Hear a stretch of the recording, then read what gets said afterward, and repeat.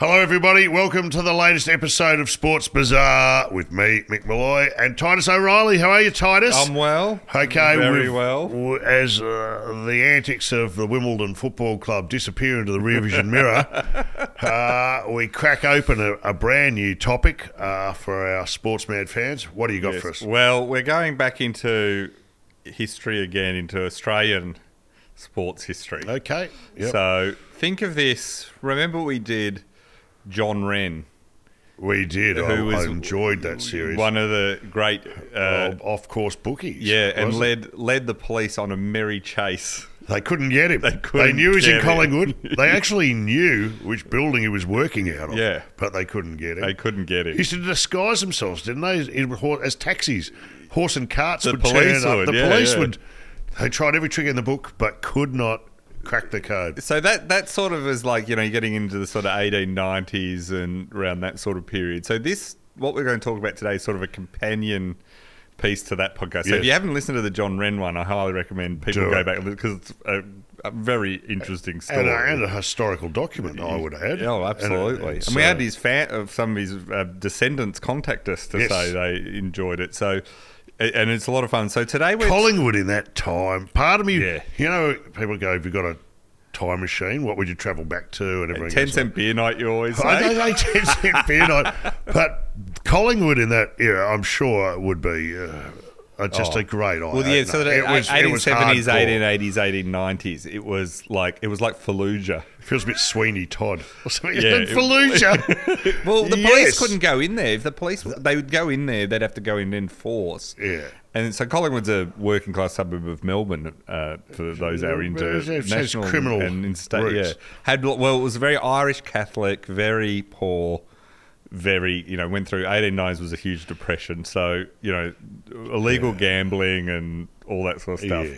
Very rough. Not like that today as much. Today costs you a few million to have a house there. Well, it's still the last of the inner city suburbs to be gentrified. Yeah, it's still hanging out there just a bit. Still got a lot of public housing and stuff, so there's still some... But yes, it's come a long way. It's come a long way, but back then it was like literally... And it was at the richer people in Kew... would look literally up on a hill behind the Yarra, would look down onto Collingwood, and they would literally look down on thank God they were on the hill. Exactly. So that John Wren's this illegal bookmaker, that people should go back and listen to that one, who basically by the 1905-06, he has attracted so much attention for making money illegally through bookmaking. And Bitcoin. You were talking hundreds of millions of dollars in the modern... In those days. In the modern equivalent. That the forces of anti-gambling people have come together to ban gambling in Australia. This is around 1906. And by that you mean the church, is it? The wowsers, they would call them. So church... They're still at it, by the way. The Presbyterian churches mainly, not so much the Catholic churches, but the Protestant churches were really against it. But so were other people who just didn't like fun.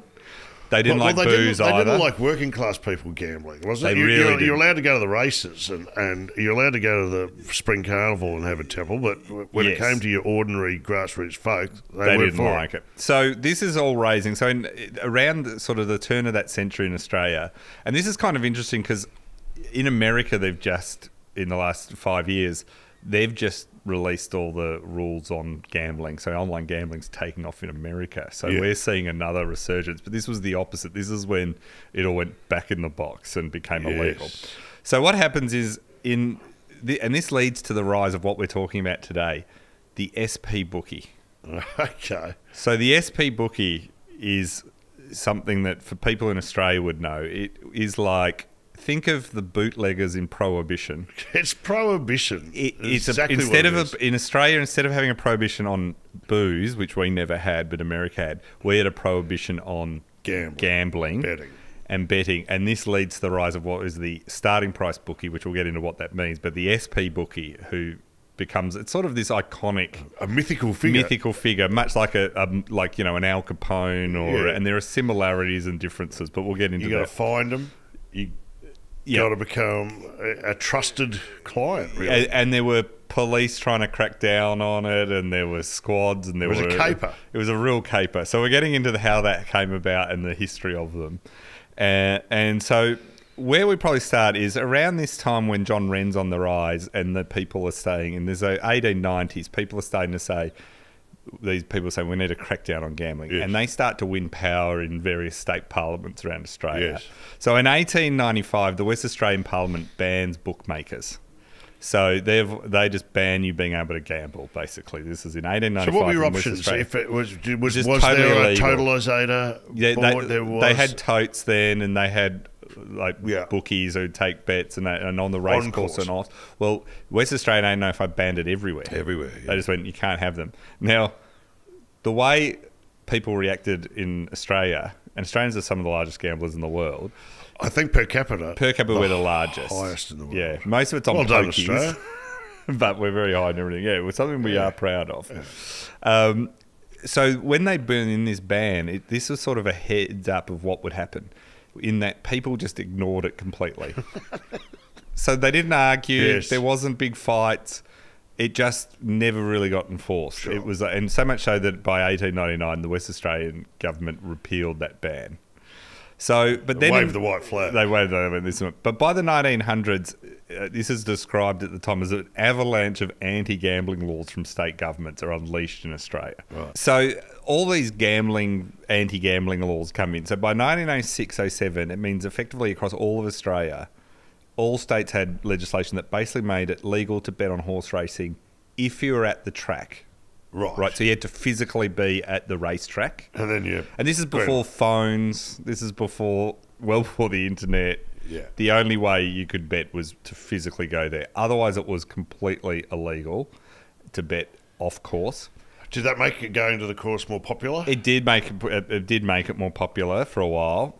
And the other thing is all other sports, rugby league, Australian rules football, everything else, cricket, illegal to bet on anywhere. Couldn't do it at the ground or anything. Just completely illegal. The horses?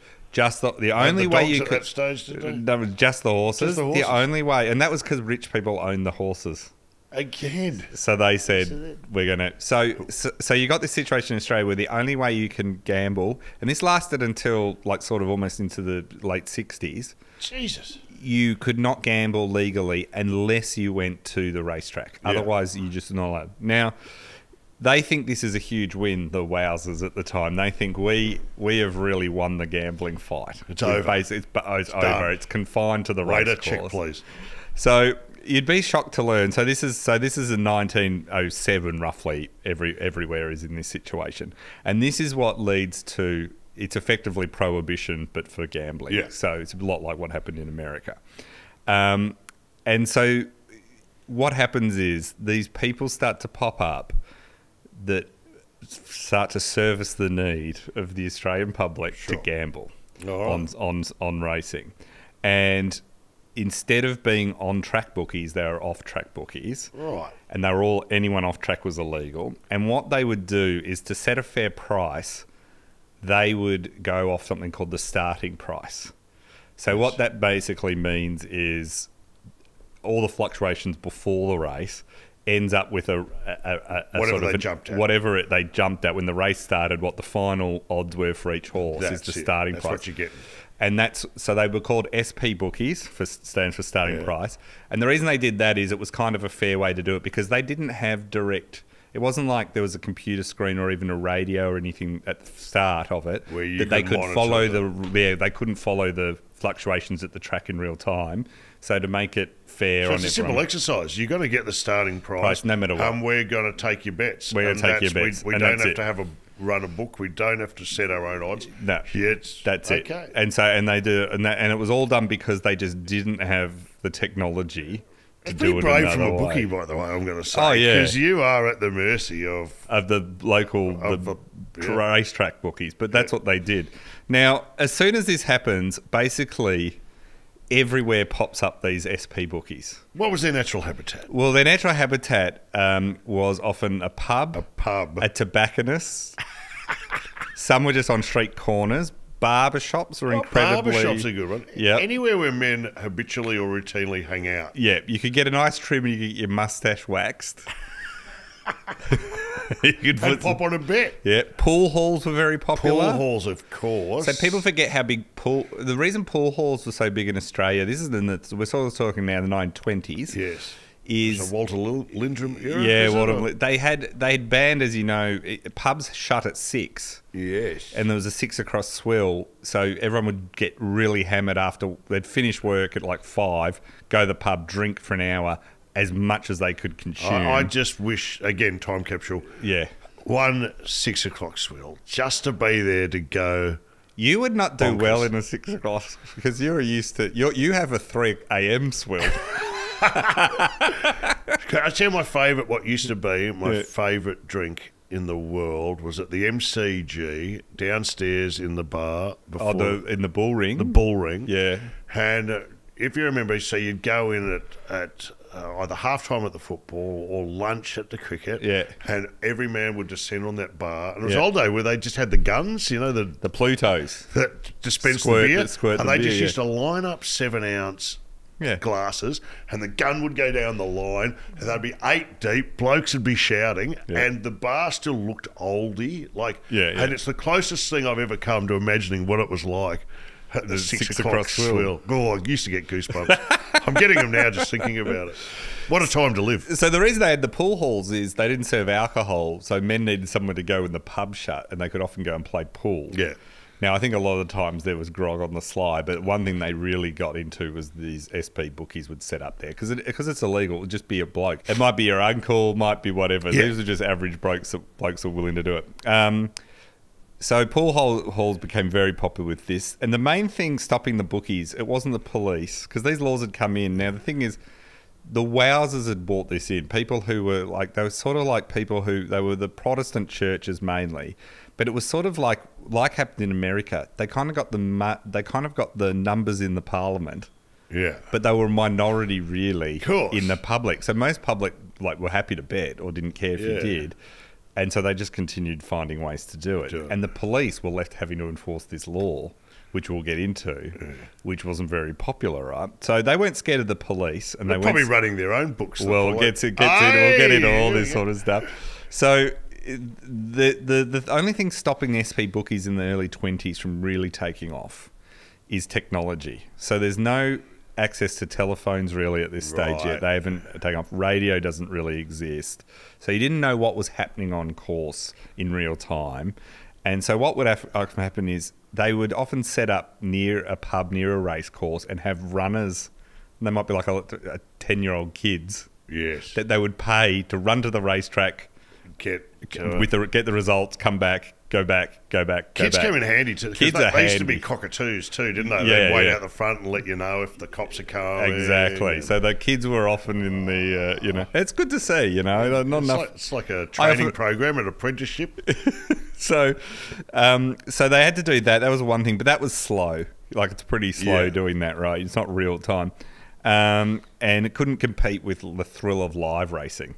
So people would often go, well, I'll put money on it at SP Bookies if I have to. So SP Bookies were growing in the 20s, and it was illegally, and they're popping up. But the thing holding them back was technology. So, because what would happen is you'd often place a bet on the Saturday morning. You wouldn't get the results straight away. You'd often have to come back during the week once you got the newspaper and read the paper and got the results. So it might be like you come back Wednesday and pick up your actual money. So it was much more fun to go to the track at this point. It wasn't that instantaneous thing. So that was what was happening early on. And so they were sort of often what would happen with that was the problem is it gave the time for the bookie to go missing as well. I was going to say that. That's a fantastic for the bookie. Opportunity. That's a window for the bookie to get out of town. Yeah, so that was the other thing where people didn't necessarily want to bet, because one, it's illegal, so you can't go to the cops and go, I bet illegally, and the guy I bet illegally with has taken off. Yeah, you've got a recourse. Bookmakers are excellent at this. I went to Morpettville once to bet, and there were a lot of people, a lot of Victorians were over there on this weekend, and they knew that, and I won on the last. And by the time I got there, from the race correct weight to the thing, the bookie had shut up shop and left course, and he knew. And for me to get that ticket paid, I had to write to the secretary of the South Australian Racing Committee or whatever, get that ratified. Then they had to contact him, and he knew by getting the paperwork off course half of his bets. Yeah. Ooh. So this is what these guys would do. Adelaide, I've had a very bad run in Adelaide. You've had some good runs in Adelaide though too. Yeah.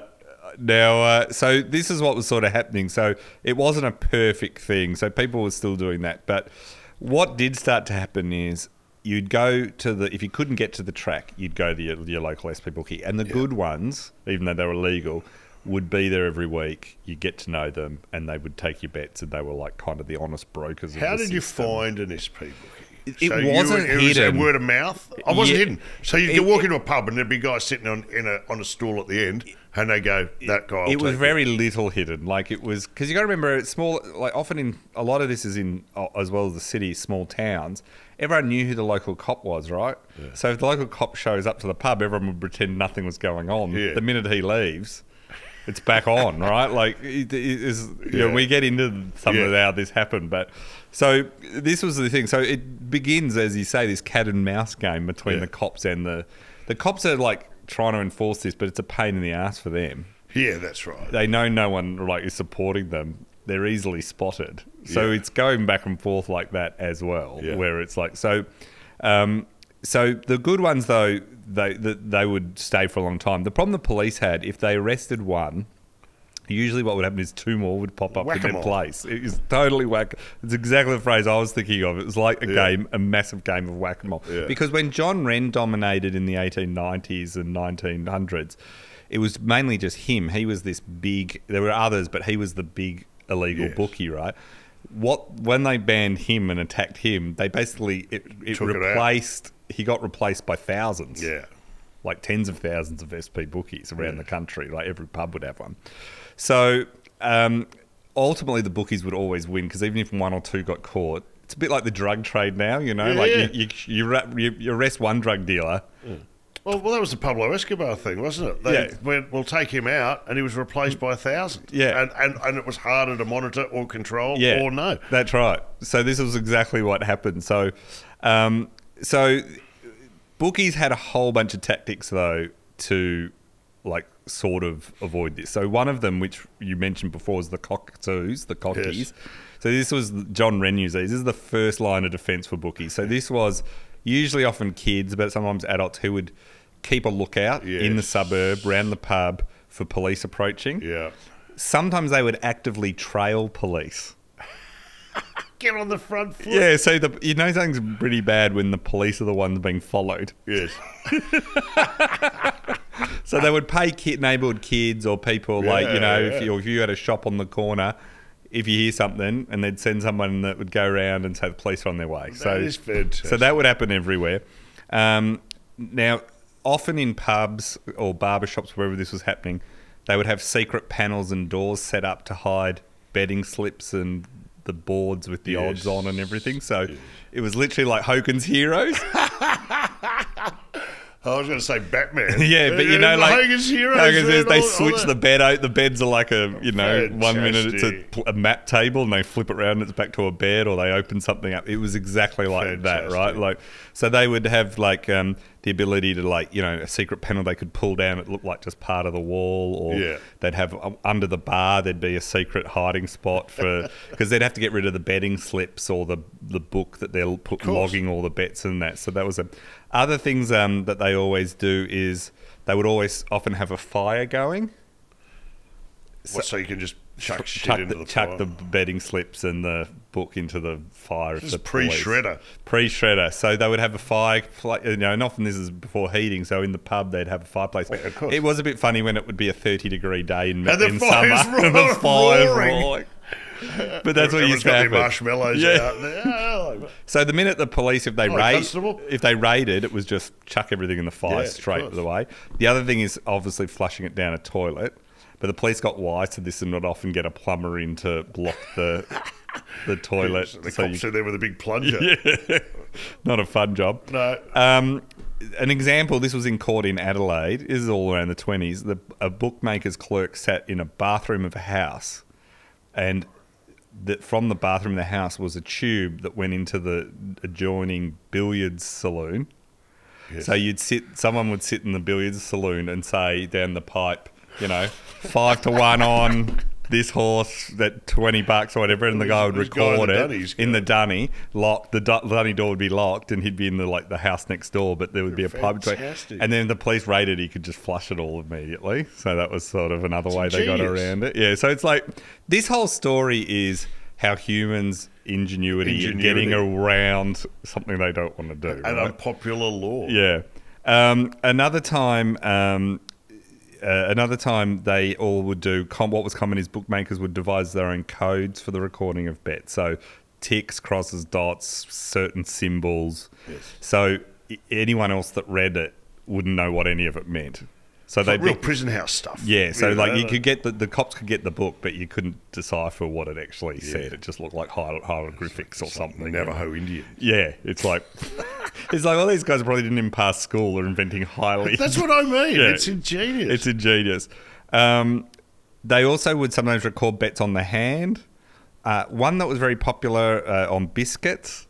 Or on a small blackboard. What do you mean on biscuits? Or we'll get into that. Or cigarette tins. Lollies and biscuits were very popular to do it. Often they'd have something sharp and then carve it into a boiled lolly or something. Now, the reason this is you could then eat the evidence. Eat the evidence of the biscuit. Yeah. That guy's really enjoying those biscuits. Who ate all the biscuits? I can't keep getting raided. I've put on 10 pounds in the last month. That guy's got crumbs in his moustache. I think we found the bookie. So that's what they would do. One bookmaker had a pad that he wrote everything on, right? But he had attached it to a thin strand of elastic, right? And as soon as the police entered the pub, he'd let go of the pad and the elastic would pull it up into the chimney. It's almost magician-like. Yeah. So he'd be just sitting there let go. Imagine you're on the street, you just see coming over the top of this chimney a book. Yeah, so that's how he did it. So they're just all coming up. So, another man used... What an era. What a great time to live. Another man used what was called a mystic writing pad. So it's 3 layers, celluloid, tissue paper and carbon. Yes. And if you'd write on it, but then if you slid a metal band down the face of the pad in an emergency, it obliterated like your Etch-a-Sketch. Basically would write it. So that was how he did it, right? Yeah. So you could write it up. Innkeepers were very important. They would often, the bookie would set up in the pub. So he would have either sometimes a button that would ring a bell if the police entered, or they would do stuff like pull the lapel of their coat or raise their hat or blow into a handkerchief or all these signs. So they would have signs to show what they were up to. So they would see. You wouldn't want to accidentally blow your nose. You wouldn't want to turn up with a cold. Yeah, I know. Oh, no. Betting's off today. I thought we'd been raided 8 times today. One bookie wrote his bets with lemon juice, which was invisible until apparently he held it up to a flame. So I didn't know that. I got to test that one, but that's how they do it. Yeah. Another bookie, his wife always got his wife to have, because people come to his house to bet. She always had a large pot of stew on the stove, and if the cops came, the betting slips all went into the pot. That's where he'd hide them. That was her signature dish. Yeah. A lot of paper and ink in this. I'm picking up hints of ink. SP Bookies also did things like putting barbed wire and lockable doors and escape hatches. So they had all those sort of things, right, where they would barricade it or make it hard to, you couldn't really get in the back or something. You had to come through the front. So this was a full cat and mouse game going on the whole time. And we're talking from after World War I, 1920s right through up to the 1960s, right? We're going to go through, but this is happening the whole way through this, right? Now, the really clever SP Bookie didn't worry about all of this. He just didn't deal with the punters directly at all. Right. So he would hire people who would just take the fall. Would either take the fall or work for him, much like someone maybe who's a drug dealer high up doesn't work on the street, But are they still? They distribute the drugs. But they're not concealing who they are. Well, the police would often know, but it was impossible to because they would never handle the money or take the bets. But they would be the one that would hire, like, might hire 10 people to be bookies for them in different pubs, but they're fronting up the cash and organising it all. So the really smart ones were like that behind the scenes, and so they were very hard to catch because, one, you've got all this stuff happening like with lemon juice and people cooking pots of stew and elastic going into chimneys. So it's hard to catch the lower level guys, but then above that you might have someone else who's behind all of that. Can I tell you about just quickly, a little sidebar? Yeah. Well, I was playing poker one night with my friends. Yeah. And it was a late night poker game, and I got singing. One of my mates was going very well. Yeah. But we'd run out of chips, so I introduced chips, and so I introduced a box of Jats crackers. You mean you ran out of chips for like betting chips? Betting chips. Not so betting chips. And so I got you did Jats crackers. Jats crackers, right? Anyway, he was winning big, and he had a big pile of Jats crackers. So what I did is I very surreptitiously went to the fridge and got some cheese. And I put the cheese on the table, and I watched him eat about $1,000 worth of chips, as he just forgot that they were. Now that's SP Bookie style. That's clever. I could have been an SP Bookie. You so I feel good. like I've got what it takes. takes. There is a real. Well, one, they like sitting in a pub, so you already. I couldn't do the maths. About 6 crackers.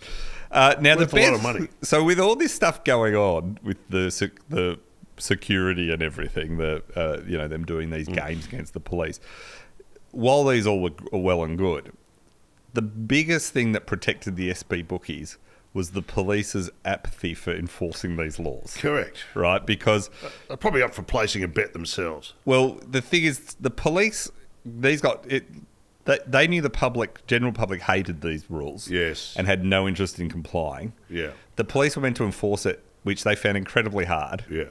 And their hearts weren't really in it. Like you say, they were probably wanted to bet, and some did, quite openly. Yeah. So it became this kind of shadow realm of regulation and enforcement that the police came up with. So the equivalent of the don't tell, don't ask. A lot of that. Yeah. I just don't want to know. So police would often walk into the pub knowing exactly who was the SP bookie, knowing exactly what was going on, and just pretend they didn't know what was going on, and make a big deal. Often they would make a big deal of them entering to give everyone time. Knock, knock. Yeah. It's Senior Constable Johnson here. Just popping in. Just stopping outside having a 5-minute chat before they walk in to let, there was a lot of that, right? Stuff. So a retired inspector of police. Now, I should say all through this I'm going to be quoting a lot from various royal commissions and inquiries because, and I've got the list somewhere, the list of inquiries into gambling in Australia, like there's about 10 royal commissions over the last century. Sure. There's thousands of reports, right? So it just kept coming up and always found the same thing. So one guy was a retired inspector of police. He was asked at a Victorian Royal Commission in 1958, why is it so hard for the police to get rid of SP bookies? Yeah. And he said, on one side we have an apathetic public, sometimes even hostile, with newspapers and wireless commentators lawfully stimulating the public mind with racing news and descriptions and creating an appetite for betting, because that was all legal, right? Yeah. On the other side, because you could go to the track and bet, so they could... Well, you're allowed to talk it up. It's a sport. Exactly. On the other side, a law which many consider unfair and which is without public support, and to enforce it, policemen well known and easily avoided. Many policemen realise the SP bookmaker is satisfying a public demand, and if he catches the bookmaker, someone else will start up. If the bookmaker is a reputable type, the policeman is strongly tempted to leave him alone on the assumption that the devil you know is better than the devil you don't know, and if he stops the present operator, a worse one might start up. So this is I totally understand that. Yeah, it's totally logic. Do you know, in a part of town where I used to live, there was late night venues. There was a move by residents to shut these late night venues. Yeah. But the police countered it because they go, well, we know where they are.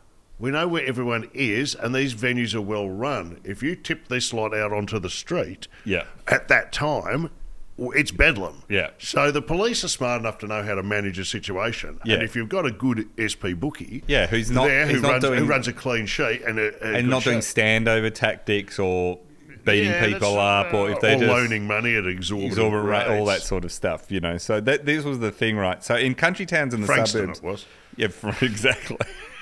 No surprises there. So in country towns and suburbs too, you know, the police felt like the entire population was against them on this topic. Yes. And so they just kind of often washed their hands of it. Not all police, though, turned a blind eye, because many of them, they didn't want to turn a blind eye not because they wanted to enforce the law, but because they wanted a bribe to turn a blind eye. Okay. So a lot of police saw this as an opportunity to make money. Can I tell you a story that I know of directly?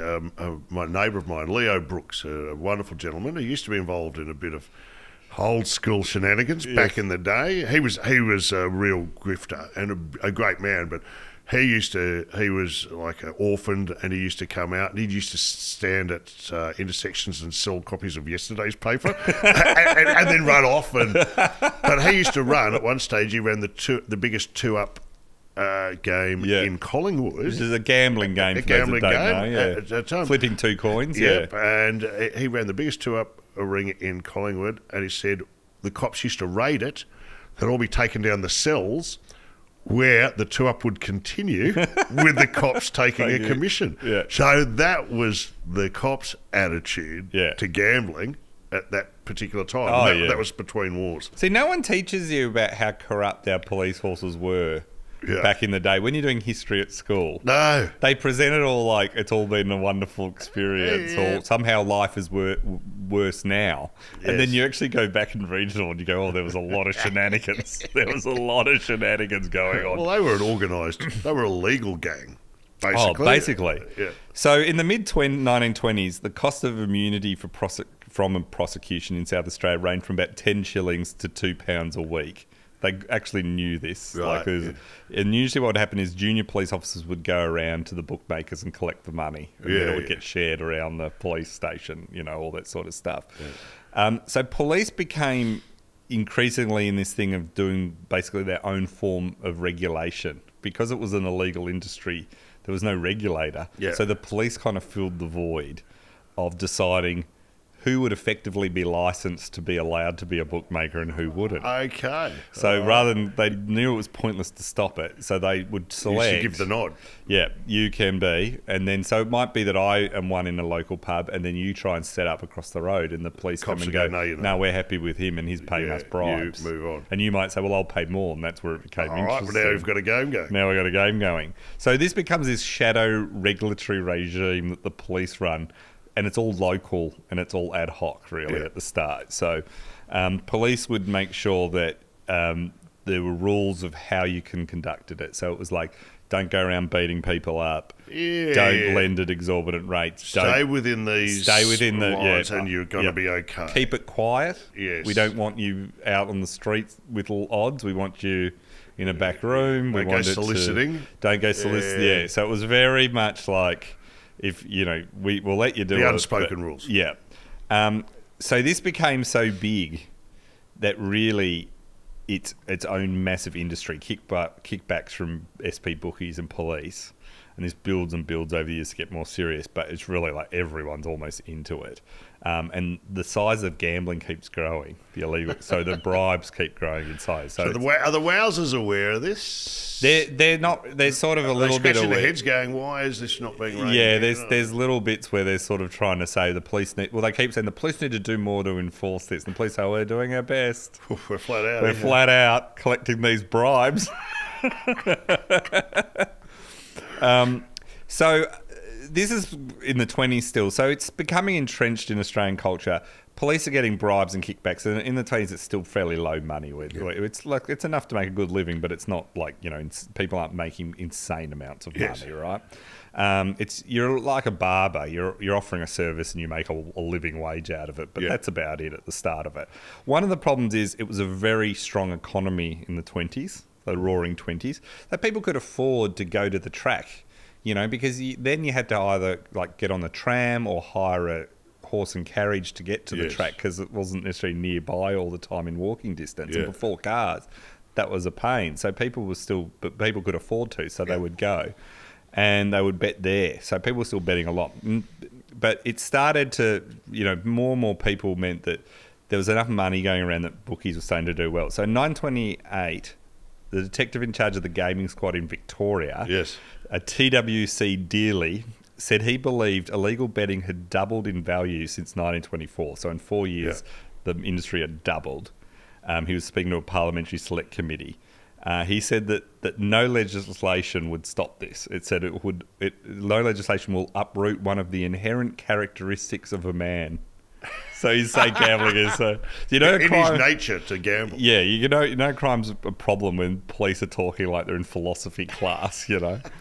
He said that there's just good money and that the fines are so small that they just figure out it's the cost of doing business. Yes. So if they're not paying a bribe, even when they get caught, it's such a small percentage of what they're making. Oh well, that they go, all right, I'll pay. So that was so he said to the select committee, they're not. This is in the late 1920s. They're not scared of us at all. They no.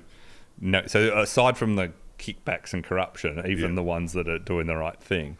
So that was a few things. There was a guy. This is an example, right, of how it's not even class based. So there's a guy called Frank Warren. And he set up a bookie in his own home, which is in Wellington Street in Kew. Now, Kew's a very rich suburb of Melbourne. Well-to-do. Very well-to-do. So this isn't... And he's servicing his rich neighbours. Right. So this isn't he like... can't be bothered going to the track. Yeah. So this isn't like some... It's not like in Collingwood or one of the poor areas. This is like a very rich man... Providing a service to his friend. And one day, a detective Burrows knocks on Warren's door. Because he's heard of this illegal operation. He comes in and Frank Warren opens the door and says, "Yes, gentlemen, come in. I am betting, and in a big way."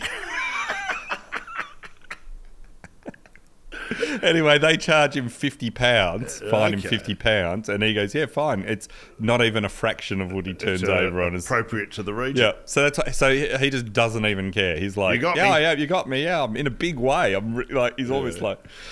Now then, what happens is the 20s come to an end. We have the Great Depression. Yep. Which is kind of like a really big cost of living crisis. Yes, that's one way of putting it. Which is huge. Yeah. So the 20s draw to a close. We've got this huge depression coming. And this is where this sort of counterinsurgency to anti-gambling laws which is the SP Bookie. Yes. It's sort of this counterinsurgency to those rules. That you would think that this might be a problem, but the Great Depression is a huge, enormous boon for SP Bookies. It's where they really get established in Australia. They've been mucking around in the shallow end of the pool, right? But the Depression means a bunch of things. One, it shakes up everything, so people can't afford to go to the races as much. Okay. Getting there is expensive. You've got to get dressed up. You've got to spend money, all that. So suddenly, if you want to put a bet on, people can't really afford to get to the races as much or a day out like that. But they don't think, well, we won't gamble. They still want to gamble. How do we pivot? The other thing is, it's a chance to turn a little bit of money into a lot of money at a time where a lot of people don't have jobs or much money. So even though it's counterintuitive, people start to think, well, now I need to bet to live. Now, that doesn't actually work for a lot of people, but it is a weird twist. I'm going to throw a Hail Mary. This is the best chance I've got to get out of this hole. So a lot of people start to bet as a way to try and secure a financial... So you're getting people who ordinarily wouldn't bet. Even coming into it, right? And they're all going to their local ones.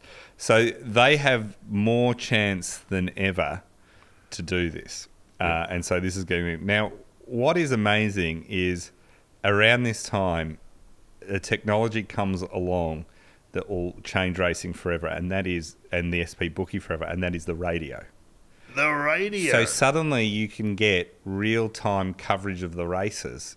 So you can sit in the pub. How exciting. You can hear the build-up to the race, you can hear the race, and then you can get paid out immediately after the race. This is the first time you'll hear those sounds of someone cheering on a horse in a pub or a TV. Exactly. The excitement... or the devastation, the human drama. The human of drama. racing for the first time. So suddenly is not up and going to about. the track is No, not such a apart from bad the track, thing. yeah. But now it's not such a bad thing that you can't get to the track, because before, if you go to a pub, you can't hear the race. You don't hear the results until maybe a day later in the paper, and then go and collect your money. It's not that exciting. This, the pub would be packed before a race. Pub would go quiet.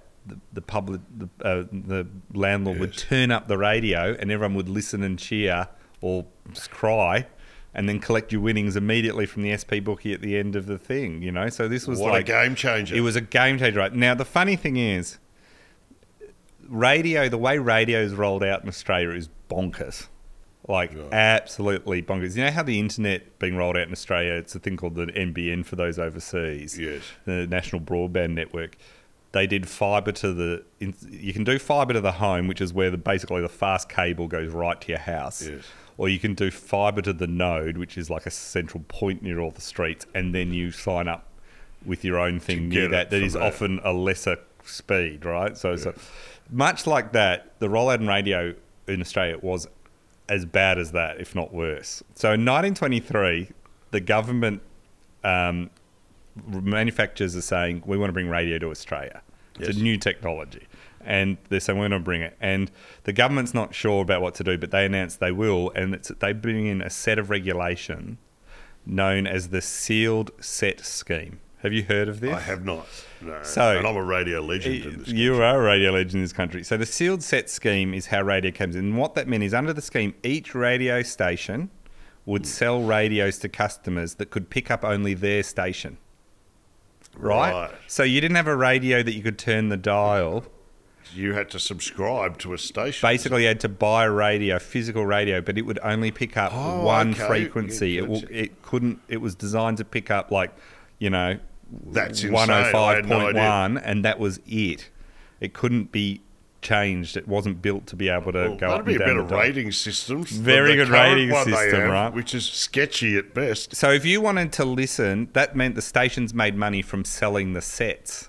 Yeah. That's, instead of just pure advertising, they would make money from, if you wanted to like sign up to that radio station, you had to buy their thing. So the idea would be, if you wanted to listen to 5 different radio stations, you'd have to own 5 different radios. So this is insane. That's how radio started in Australia, right? So, and you couldn't really modify them because they were built in a way that you couldn't really... and to build your own radio set that could pick up every station was very expensive, and you had to really know what you were doing, because this was at the beginning of radio. So Australia's first radio station went to air in 23rd of November 1923. It was called 2SB in Sydney, later called 2BL, and then it became ABC Sydney. And straight away, one of the first things ever broadcast was a horse race, which some say is possibly the first ever broadcast on radio in the world, but we don't know for sure. Arnold Ike Trelaw called a Port Adelaide meeting on SCL Adelaide, and it was viewed as a bit of a novelty, but the calling of races, it soon became really popular, and regulations and legislations had to pop up around racing radio broadcasts. But by July 1924, just a year into it, the Sealed Set Scheme's dead in the water. The public just don't pick up on. They just don't take up radio, because why buy? Buy a radio. Radio. So it gets canned, and so suddenly you could buy a radio that would pick up all the stations, which blew people's minds. Like now to us, it's like what? It's like the internet. That is like the internet. It's like the internet. It was. It's like AI. So this leads to people getting rid of the sealed set one. Leads to when radio really picks up in Australia. So in New South Wales, the number of radios was just over 25,000 in 1923. About 10 years later, it was 500,000. So it just explodes in sort of popularity. So for SP Bookies, this is a huge boon. Suddenly every pub has a radio. Everyone could listen in real time. The SP Bookie could pick up on all the excitement of wagering in the real time and everything, pay out in real time, all that sort of stuff. Hundreds of people would crowd the bar when a race was. So often it was massive betting plunges in the final moments. It would mean that SP Bookie might have to have 2 or 3 clerks working in the pub. Just like the stock exchange or something. Yeah, and often it would be spilling into the streets. So it'd be a mad rush. There'd be peak times. Like the race is about to, you got to get on before the thing. So that would all happen. the racing industry's up in arms because people aren't going to the track. But now with the radio, they're even more not going to the track. Yeah. So the depression and radio. And to give you an idea of what that was, between 1929 and 1934, so in this early first bit of the Great Depression, in Kensington in New South Wales, the racecourse there, they had a drop in their average attendance from about just over 7,000 every time to 4,000, and which meant that they were making £14,000 every race day before this all happened, and by 1934 they were earning 4,000. All that money is now, all that money that they've dropped, about £10,000, every day, is going to local SP Bookies. So they're getting the majority of it, right? So the race clubs respond by banning race callers from their tracks. What? So they say you're not allowed on our tracks to call the races to the radio people. But they still call it live on the track. Well, the track, no. So the radio stations, so they ban the radio people from the track, so they can't see the race. Right. So they can't call it.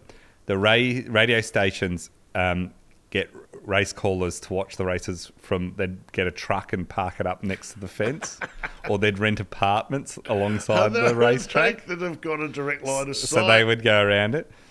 Governments cared about the decline in tracks because they could tax the track of gambling because that was legal. So they weren't happy.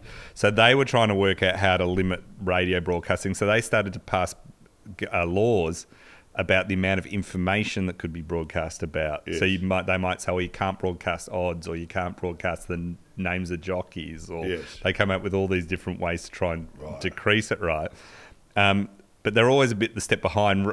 Radio stations found clever ways to get around it. They'd find any loopholes, but they'd also use codes. Right. So they'd call jockeys by nicknames or all that sort of stuff. So it was this another arms race of who could be ahead of the other one.